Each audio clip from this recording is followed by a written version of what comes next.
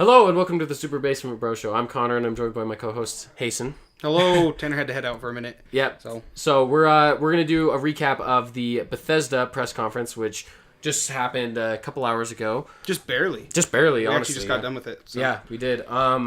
So we check out our other E3 episodes. We've been doing recaps of all the press conferences so far. We have EA, Stadia, and then we'll Xbox. have Square Enix on probably about Tuesday uploaded, and then Nintendo and Ubisoft as well. Probably we'll briefly talk about. Probably combine Square Enix and Ubisoft together. Think. Yeah, and then do a Nintendo one. Nintendo. Maybe talk about Netflix in there. I don't know when Netflix this is. Yeah, whenever Netflix is. I don't even know if they have a conference per se, but we'll see. But anyway, you guys can just follow us on social media at Super Bros Videos, on Instagram at Super Basement Bros. Anyway, let's go ahead and jump into the Bethesda conference here. So they started out and they brought out Pete Hines, and he kind of just pumped up the crowd. Overall, I want to get your base thoughts on Bethesda's conference because me and you, I think, share some of the same mindset on some of the things they choose to do. For example, loving the entire crowd, the they're gonna bang in them. Yeah, I know. It's awful. It's a little annoying because I appreciate this is about you, the gamers. Like, we are here for you, the gamers. Like, I love that they're such a game forward company. Yeah. But if you're such a game forward company, why did Fallout 76 release like it is? You know what I mean? Like, exactly. I don't know.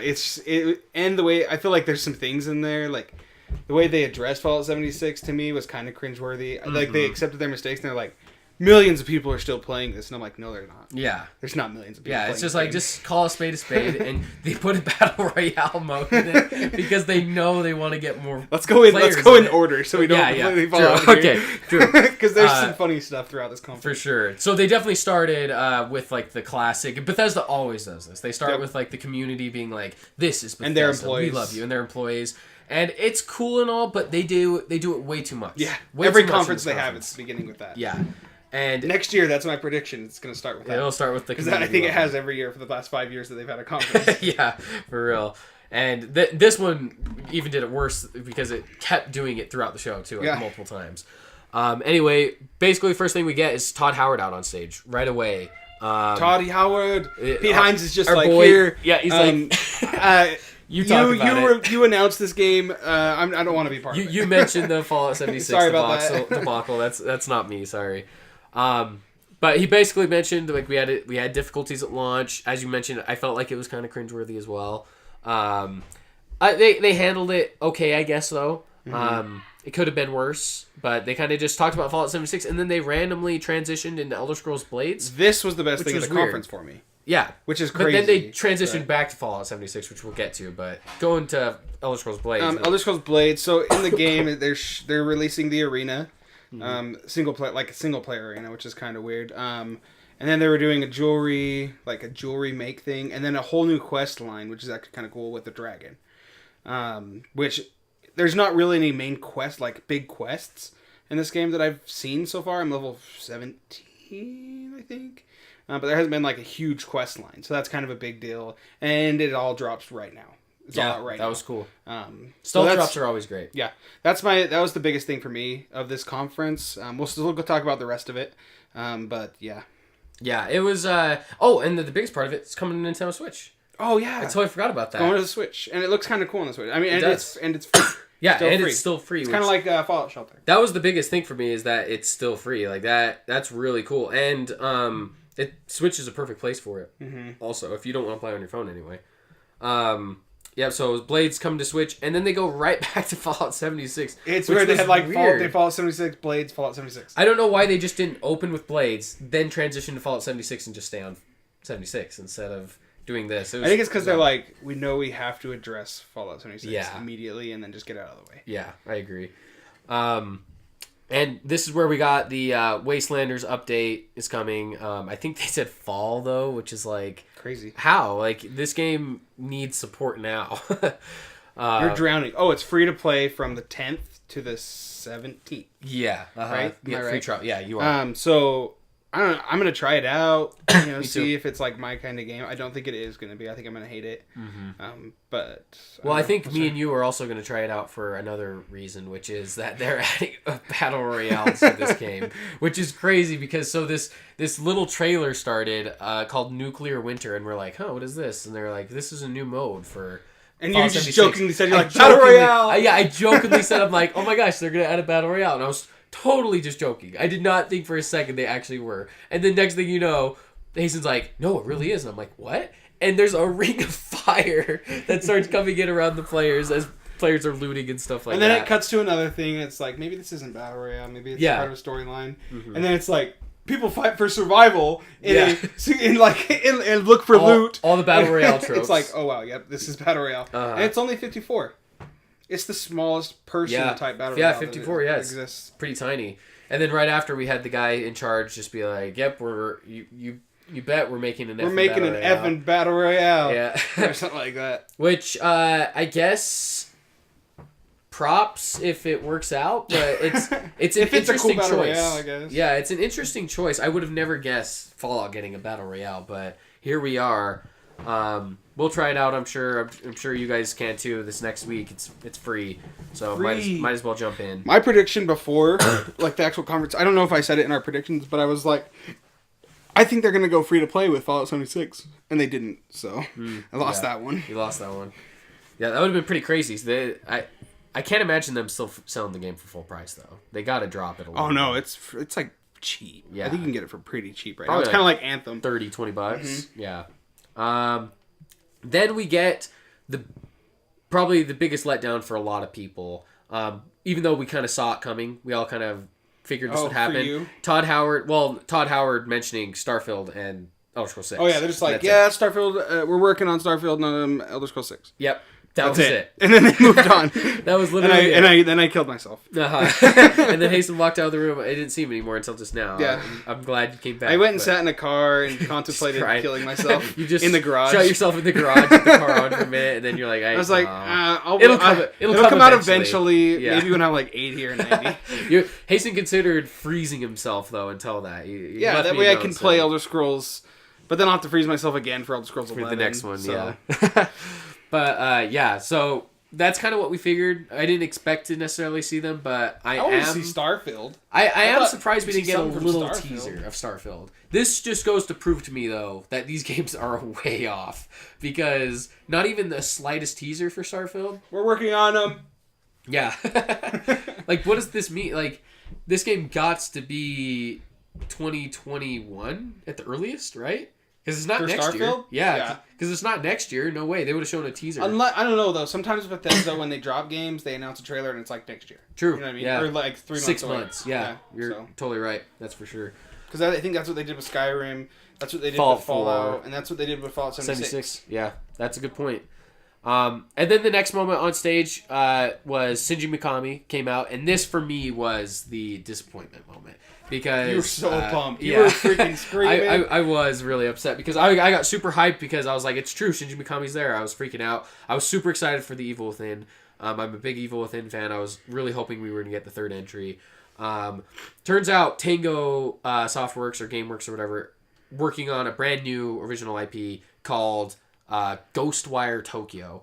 And we got a teaser for it.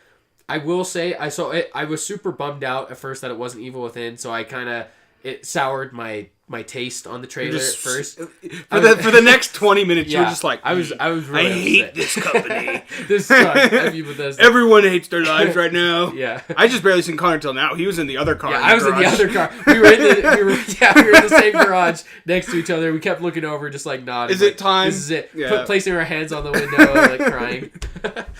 as the garage filled with Tanner's smoke. just sitting there watching Borderlands gameplay. Yeah, Tanner's like, oh, I can't wait. It's this shit. Like, we hate you.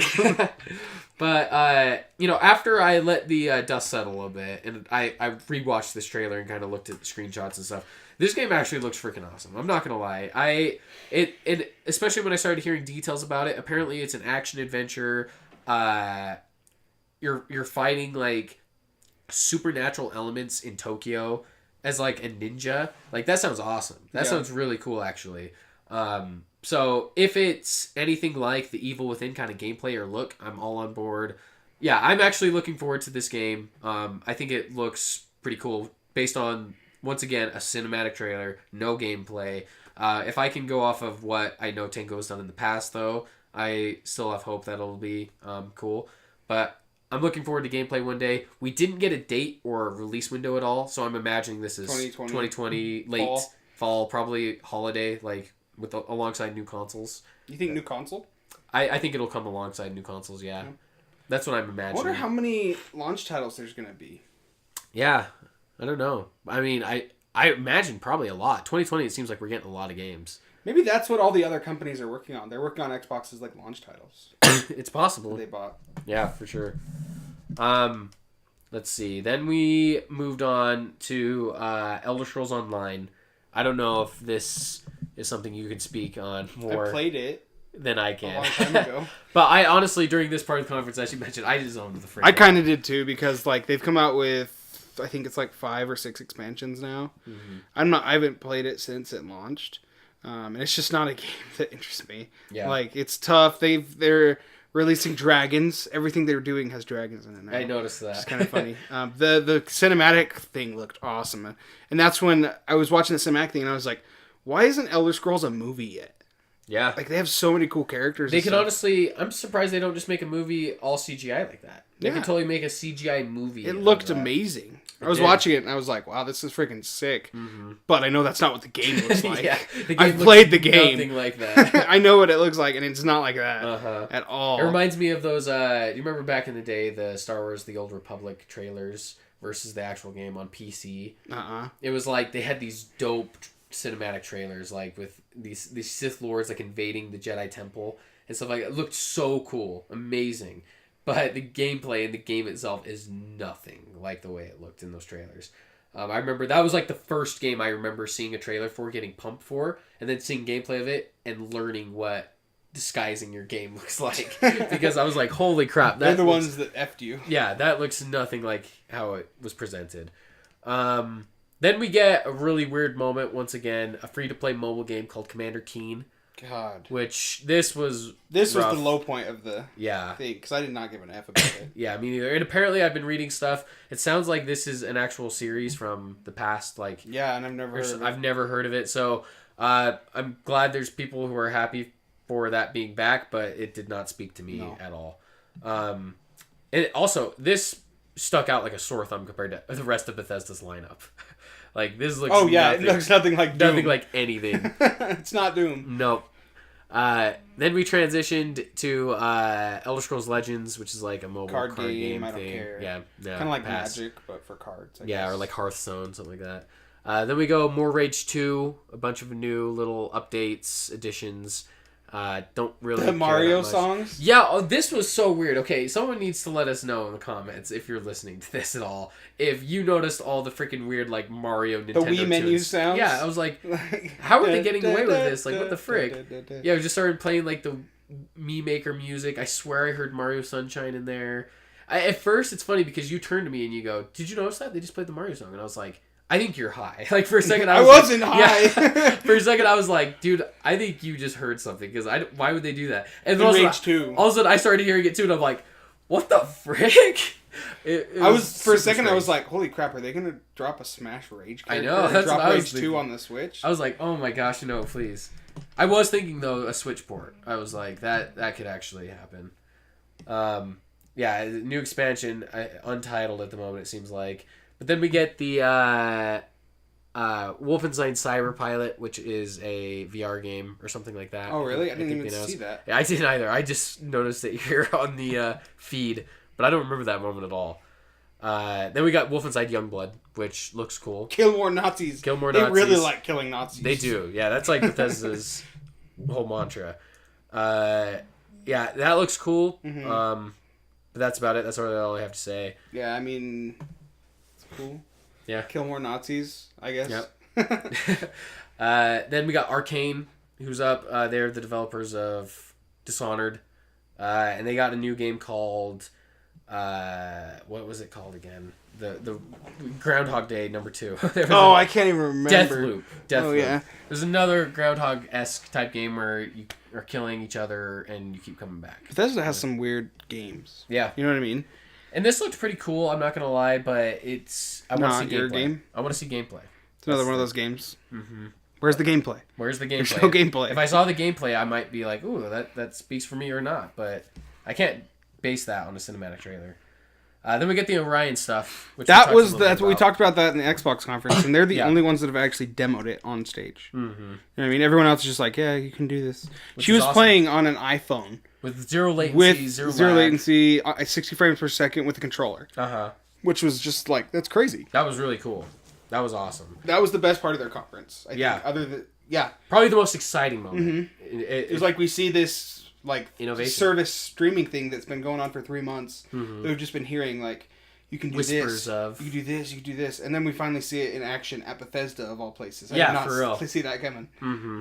And that's what we keep going back to is like, I want to see it, and that's why this moment spoke to me so much. Is like awesome, like I can actually see what they're talking about. This cloud gaming stuff just exploded. It really did out of nowhere. It's like all within the last year. It's just boom, #1 thing to talk about in the video game industry. Then we go on to the Doom Eternal stuff. This was the finale, basically, of the Bethesda conference. Lots and lots of Doom action. And Doom is one of those games... Yeah, Doom is one of those games that looks amazing to me, but I've never really gotten into it. I haven't really played it. How about you? I played it. It was fun. I just kind of...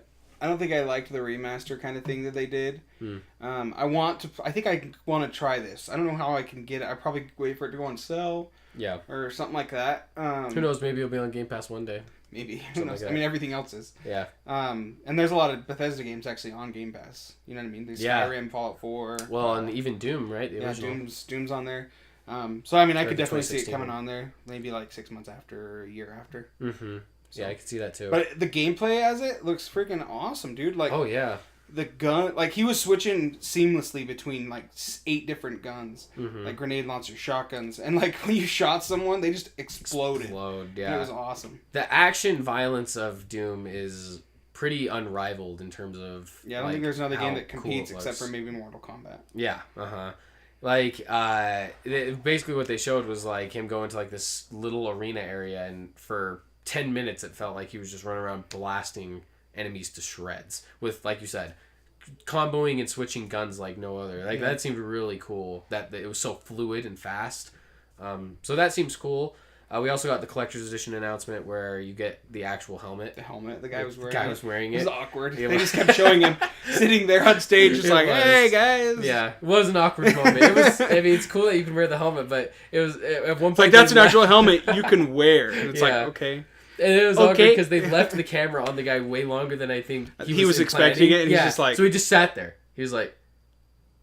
It was just like this really quiet. It was hilarious. And they cut off away from him, and then they cut back at him, which is the funny part. Yeah, he's just like... And that's when it went a little bit too long. And he's like, what do you want me to do? I can't talk with this thing on. Yeah. Then they show off the 1v2 multiplayer. That's the one that we're excited about. Cause we have a group of 3 that we play with. Us 3 that are on this podcast. Little weird, too. Like, 1v2... That's an odd thing for multiplayer. Well, I think it's because the Slayer is so much more powerful than these other guys. So those two have to... That's what I think, the skill of the Slayer against the strategy of the two. You know what I mean? For sure. That's what they kind of said, that it's like skill versus strategy. Yeah. And that's cool. I guess that is a cool concept. My only concern is I want to see it in action. Or not see it in action because we saw it in action, but I want to play it for myself because I don't quite understand how it's not just going to turn into like a just you running up to each other and just shooting like crazy. Yeah, like, well, I don't understand the strategy. The strategy thing, like if someone can find, like what's going to happen is anybody that's into this is just going to look up the strategy part of it, and anyone that's playing 2-player is just going to win because there's a strategy that just beats the one guy. The one guy. You know what I mean? Unless they really somehow fine tune and balance that system. It would take insane balancing. I mean, if otherwise, like if you just can beat it by skill, there's gonna be some dude out there who's just undefeated and unstoppable. Yeah. So I don't know. I can't remember. Did they announce if this is local play or not? Local and online. That's cool. I kind of wish this was kind of like its own separate game thing you could play on Game Pass or something, because it's like free. Yeah, that would be fun. I want to try that out, but I'm not sure I will until, like you mentioned, maybe Doom Eternal is discounted or whatever. But really, that was it. Like that's the conference. That's the end of the Bethesda E3 showcase. What did you think? Like score wise, what would you kind of give it? 3.5. 3.5. Wow. Yeah. How did I really like I said, like Xbox had so many games I was interested in, and this is a personal thing. Yeah. I think if you look at it in a different light, and you have these people that are interested in Doom, it's probably 6. Oh yeah. That are interested in Doom and that are interested in Rage and Elder Scrolls Online, and that stuff. Because there's people that are. Mm-hmm. It's their kind of game. Yeah. Games. For you personally, For me personally, it's a 3.5 out of 10. I don't want to go 3. I think that's a little too low. But 3.5. I'll give it the half. Leaning towards 3. Yeah. I guess because the only thing that really impressed, first of all, the only thing that game wise that impressed me was Elder Scrolls Blades, which that was cool. There's some new stuff there, and then that's like one point, and then the biggest, they had the best mobile service. You know what I mean? Yeah. That was the best. That was the other best part. Yeah. For me, in terms of what spoke to me, I'm much in the same boat as you. There wasn't a whole lot that spoke to me. If I was judging I probably will go 4 because the game that you were mentioning does kind of look cool. Yeah, the Tokyo games. I feel bad. I shouldn't go 3. Ghostwire Tokyo, yeah. And that's what I was gonna say is it's still below average, but And for me, I think I would go 6 out of 10, based on more so the Ghostwire Tokyo looks interesting to me. I'm excited about that. I'm excited Tango's next game is going to be coming out. The Orion streaming service thing seemed pretty cool. Blades on Switch I might dabble into, So there's a few things that and then the Deathloop or whatever seemed interesting. Mm-hmm. So there's a few things that kind of piqued my interest, but not enough to give it any higher. I'm maybe more like 5.5. 5.5, 6. I'm right in that range because I could easily sway either way, even to like a 5, because besides the stuff that I think I'm gonna like the Ghostwire, I don't know how much else I really care about. Overall, as a conference, like you mentioned, if you are a huge fan of Doom or something, that I could easily see this being like a 9 out of 10 for you, or a 10 out of 10. Heck, it reminds me of last year with the Nintendo Direct for E3 for Nintendo. It was all focused on Smash Bros. And I personally was just like, I don't care about this. Yeah, exactly. And that's probably how a lot of people felt who didn't like Smash Bros. For me, that conference was a 10 out of 10. I was like, holy frick, an entire Direct dedicated to Smash Bros. Basically. I was freaking out. I was hyped the entire time. But for people who don't really care about Smash Bros, they were probably like, this sucks. I want to see other Nintendo stuff. Mm-hmm. So I could easily see that for them being 5 out of 10 or something. So, that's kind of where I sit, right in the middle. There's a few things that I'm interested in, but nothing that kind of got me too excited. Lots of 2020 stuff, even farther stuff, it seems like. Sucks. You know what I mean? Really, I think Doom was the sole, Doom and, there was another Wolfenstein, one. Wolfenstein Youngblood was July. July, which is cool, next month. 7? That sounds right.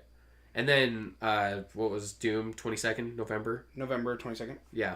So those were really the only two this year ones I can recall. Yep. Most of it else seemed like this is coming down the pipeline one day. I guess all the interstitial stuff like the Elder Scrolls Online is probably this year. I don't know. Oh, I'm sure it's today. Yeah, you know what I mean? Like the update stuff. But in terms of new games, it seems like most of them are going to be a little bit farther. But anything else you want to add to the Bethesda press conference? I don't think so. Yeah, me neither. I think.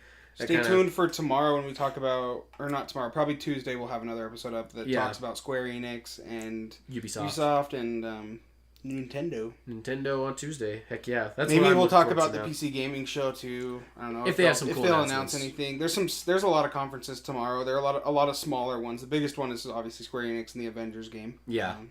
Yeah, I'm excited about that. stay tuned. Let us know what your guys' thoughts were on Bethesda's We're going to get conference. Just Dance 2020 tomorrow. Woo! On the Wii, too. On the Wii. Heck yeah, Woo! let's go. I'm pumped for that. But let us know what you guys thought of the Bethesda conference. What are you looking forward to most? Let us, please subscribe, follow us on social media and on YouTube and podcast services. You can find us on Spotify, Apple Podcasts, Google Play Music, all that. iHeartRadio. Yeah. But yeah, let us know what you guys think. Please leave feedback. We really appreciate all that stuff. We thank you guys for listening, and we will see you guys next time. Bye.